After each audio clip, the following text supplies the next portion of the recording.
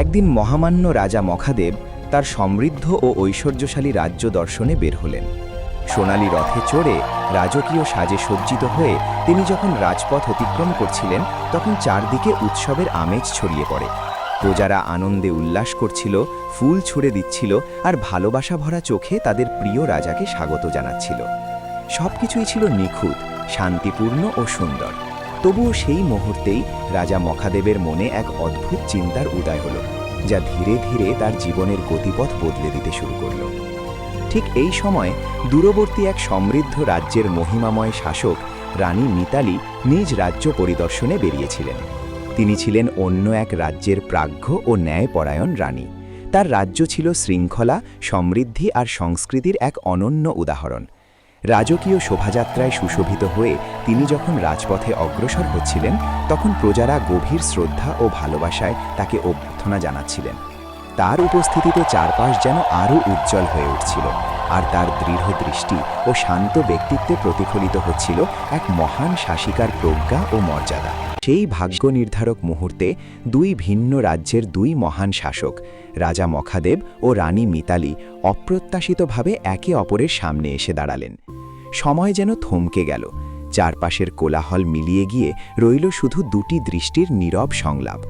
প্রথম দেখাতেই তাদের চোখে ফুটে উঠল এক অচেনা টান, এক গভীর অনুভূতি, যা ধীরে ধীরে ভালোবাসার কোমল আলোয় রূপ নিতে শুরু করল। রাজকীয় মর্যাদা আর দায়িত্বের মাঝেও সেই মুহূর্তে জন্ম নিল এক অনির্বচনীয় বন্ধন, যা তাদের হৃদয়কে অদৃশ্য সুতোয় বেঁধে দিল। দিন গড়াতে গড়াতে রাজা মখাদেব ও রানী মিতালীর মধ্যে সেই প্রথম দেখার আকর্ষণ ধীরে ধীরে গভীর, স্থির ভালোবাসায় রূপ নিল। রাজকীয় দায়িত্ব আর দূরত্বের বাধা থাকলেও তাদের হৃদয়ের টান দিন দিন আরও দৃঢ় হয়ে উঠল। কখনো দূত মারফত বার্তা, কখনো নীরব স্মৃতির ভেতর তারা একে অপরকে অনুভব করতে লাগলেন প্রতিটি মুহূর্তে। এক সময়ের আকস্মিক সাক্ষাৎ এখন হয়ে উঠল তাদের জীবনের সবচেয়ে মূল্যবান বন্ধন, যেখানে ভালোবাসা শুধু অনুভূতি নয়, বরং এক অটুট বিশ্বাসে পরিণত হল। একদিন রাজা মুখাদেব তার নাপিতকে বললেন, বন্ধু, আমার মাথায় যদি কখনো পাকা চুল দেখতে পাও, আমাকে জানাবে। অনেক বছর পরে একদিন নাপিত রাজামশাইয়ের কালো চুলের মাঝে একটি সাদা চুল দেখতে পেল। সে রাজাকে জানাল। রাজা বললেন, ওটা তুলে এনে আমার হাতে দাও। নাপিত সোনার চিমটা দিয়ে সেই চুলটি তুলে রাজাকে দিল। তখনও রাজার বেঁচে থাকার জন্য অর্ধেক জীবন বাকি ছিল, তবুও সেই একটি পাকা চুল দেখে তিনি গভীরভাবে বিচলিত হয়ে পড়লেন। তার মনে হল যেন মৃত্যুর দেবতা তার সামনে দাঁড়িয়ে আছেন, অথবা তিনি যেন আগুনে জ্বলতে থাকা একটি কুটিরে আটকে পড়েছেন। তিনি নিজেকে বললেন, হে মূর্খ মুখাদেব, তুমি এখনও পাপ থেকে মুক্ত হতে পারলে না, অথচ তোমার মাথায় পাকা চুল এসে গেছে। এই চিন্তায় তিনি অস্থির হয়ে উঠলেন। শরীর দিয়ে ঘাম ঝরতে লাগল, পোশাক অসহ্য লাগতে লাগল। তিনি ভাবলেন, আজই আমি সংসার ত্যাগ করে সন্ন্যাসী হব। তিনি তার নাপিতকে 1,00,000 মুদ্রা আয়ের একটি গ্রাম দান করলেন। তারপর তিনি তার বোন মিজুকিকে ডেকে বললেন, প্রিয় বোন, আমার মাথায় পাকা চুল এসেছে, আমি বৃদ্ধ হয়েছি। আমি মানুষের ভোগ বিলাস যথেষ্ট উপভোগ করেছি। এখন আমি আধ্যাত্মিক সুখ লাভ করতে চাই। আমার সন্ন্যাস গ্রহণের সময় এসেছে। তুমি রাজ্যভার গ্রহণ করো। আমি সন্ন্যাসী হয়ে অশোক বাটিকায় গিয়ে তপস্যা করব। মন্ত্রীগণ কাছে এসে জিজ্ঞাসা করলেন, মহারাজ, আপনি কেন সন্ন্যাস নিতে চান? তখন রাজা হাতে সেই পাকা চুলটি নিয়ে বললেন, তার এই পাকা চুলগুলো মৃত্যুর দূত, যারা আমার জীবন কেড়ে নিতে এসেছে। এখন সময় হয়েছে সংসার ত্যাগ করে সন্ন্যাসের পথে গিয়ে মুক্তির সন্ধান করার। ভোরের কোমল আলোয় রাজপ্রাসাদের সোনালী প্রাচীর ধীরে ধীরে আলোকিত হচ্ছিল, কিন্তু সেই সৌন্দর্যের মাঝেও আজ ছিল এক গভীর নীরবতা। রাজা মখাদেব সিংহাসনের সামনে দাঁড়িয়ে শেষবারের মতো তার রাজ্য, ক্ষমতা আর ঐশ্বর্যের দিকে তাকালেন, যেন এক দীর্ঘ অধ্যায়ের শেষ পৃষ্ঠা পড়ে দেখছেন। বহুদিনের ভাবনা আর জীবনের ক্ষণস্থায়িতার উপলব্ধি তাকে আজ এই সিদ্ধান্তে পৌঁছে দিয়েছে। তিনি নিঃশব্দে রাজকীয় পোশাক ত্যাগ করে পরিধান করলেন সন্ন্যাসীর সরল বস্ত্র। মুহূর্তেই তার মুখে ফুটে উঠল এক অদ্ভুত প্রশান্তি। প্রাসাদের প্রাঙ্গণে জড়ো হওয়া প্রজারা বিস্ময় আর বেদনায় স্তব্ধ হয়ে দেখছিল তাদের প্রিয় রাজা সবকিছু ছেড়ে চলে যাচ্ছেন। কোনো ঢাকঢোল নেই, কোনো রাজকীয় আড়ম্বর নেই, শুধু এক নিঃশব্দ ত্যাগের মহিমান্বিত দৃশ্য।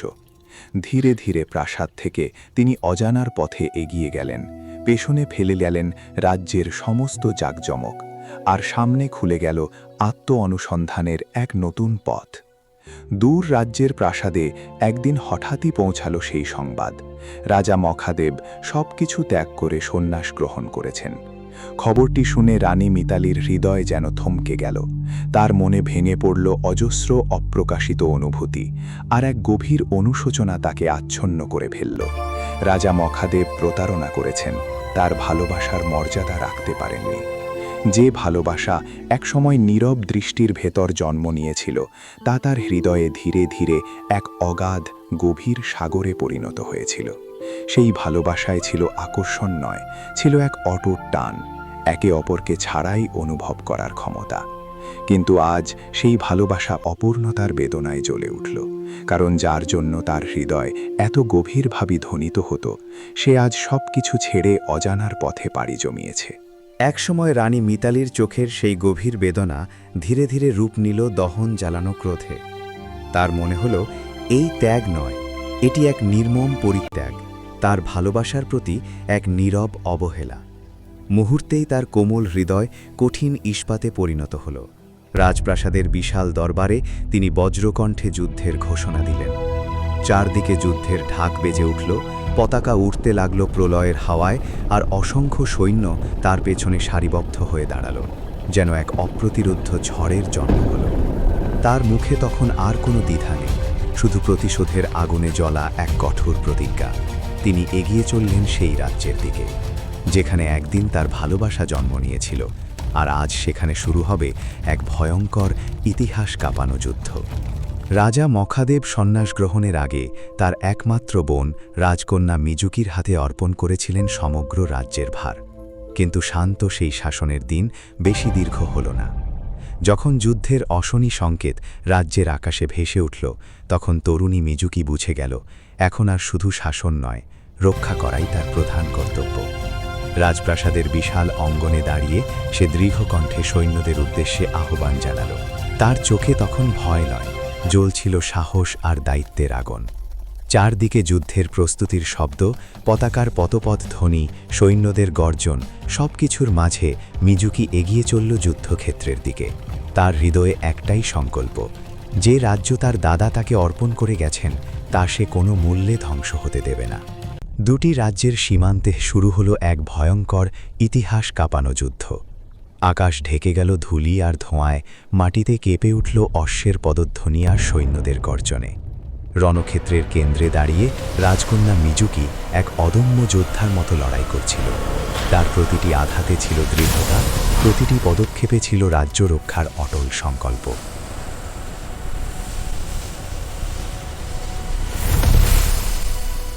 অন্যদিকে রানী মিতালিও তার সমগ্র শক্তি দিয়ে আক্রমণ চালাচ্ছিলেন।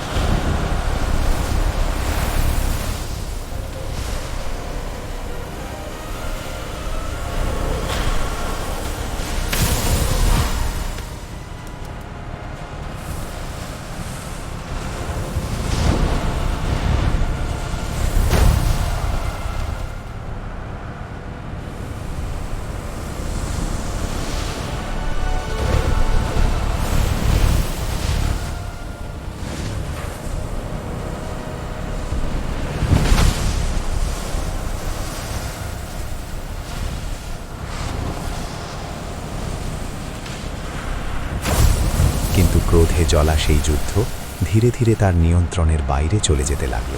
পুরো দিন যুদ্ধের পর হতাশ রানী মিতালি বুঝতে পারলেন, এই যুদ্ধ আর জেতা সম্ভব নয়। বিশাল বাহিনী নিয়ে তিনি ফিরে গেলেন নিজের রাজ্যে। অন্তরের গভীরে অমলিন থেকে গেল সেই অপ্রাপ্ত ভালোবাসার বেদনাময় ছায়া।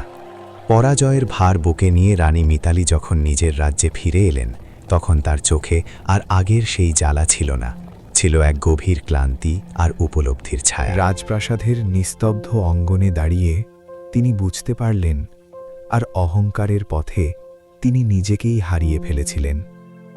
তাই এক ঐতিহাসিক সিদ্ধান্ত নিলেন, সমস্ত রাজ্যভার তিনি অর্পণ করবেন তার ভাই যুবরাজ অসিত চন্দ্রের হাতে। রাজদরবারে এক গম্ভীর অনুষ্ঠানের মধ্য দিয়ে তিনি তাকে সিংহাসনে বসালেন। প্রজারা নতুন রাজার প্রতি আনুগত্য প্রকাশ করল। এরপর একদিন রাজকীয় অলঙ্কার ও বস্ত্র ত্যাগ করে তিনি পরিধান করলেন সন্ন্যাসীর সরল পোশাক। নিঃশব্দে কারো দিকে ফিরে না তাকিয়ে তিনি পা বাড়ালেন অশোক বাটিকার উদ্দেশ্যে, সেই বন যেখানে রাজা মখাদেব ইতিমধ্যেই সংসার ত্যাগ করে শান্তির সন্ধানে নিমগ্ন। বহু পথ পেরিয়ে অগণিত ক্লান্তি আর স্মৃতির ভার বুকে নিয়ে অবশেষে তিনি এসে নীরবে দাঁড়ালেন সেই নির্জন আশ্রমের সামনে। মিতালি মখাদেবের সামনে গিয়ে দাঁড়ালেন। প্রথমে কোনো কথা নয়, শুধু দুজনের নীরব দৃষ্টি বিনিময়, যেখানে ছিল অগণিত অপ্রকাশিত অনুভূতি।